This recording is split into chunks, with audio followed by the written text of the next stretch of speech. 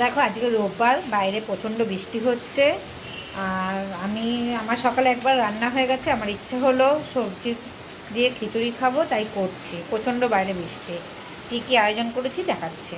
দেখো খিচুড়িটা কী কী দেবো: পটল, টমেটো, আলু, কুমড়ো, কাঁচা লঙ্কা ভেজে খিচুড়িতে দেবো।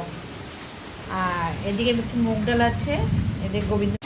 দেখ কড়াইতে মুগ ডাল দিয়ে দিচ্ছি, একটু ভেজে নিচ্ছি। দেখো ডাল ভাজা হয়ে গেছে, ডালটা এবার দিয়ে দেবো।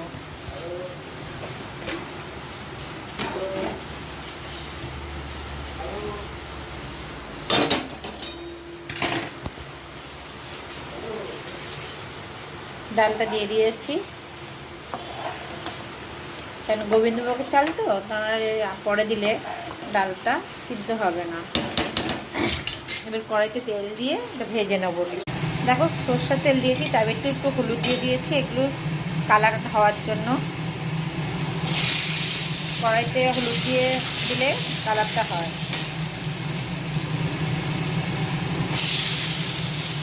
এসব ভাজবো হলুদ নুন দিয়ে, হলুদ তো দিয়ে দিয়েছি, নুন দিয়ে ভাজবো। ভেজে পরে দেবো চিড়িতে,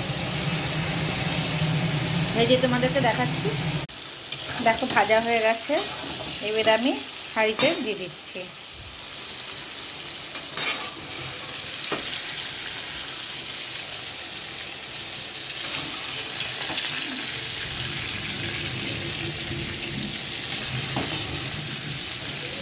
এই তেলেই আমি খিচুড়ি সোমবারটা দেব।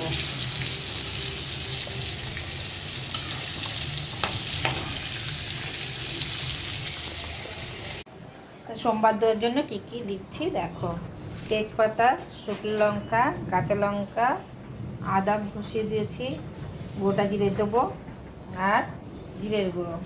নামানোর আগে ঘি গরম মশলা একটু দেবো।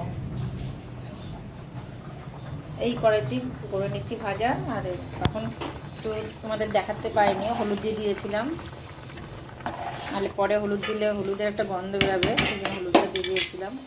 দেখো খিচুড়ি হয়ে গেছে, এই ঘি দিয়ে দিচ্ছি। গোবিন্দভোগের চাল তো দারুণ লাগবে। আর এখনই নামিয়ে রাখবো, মানে ঠিক রাখবো।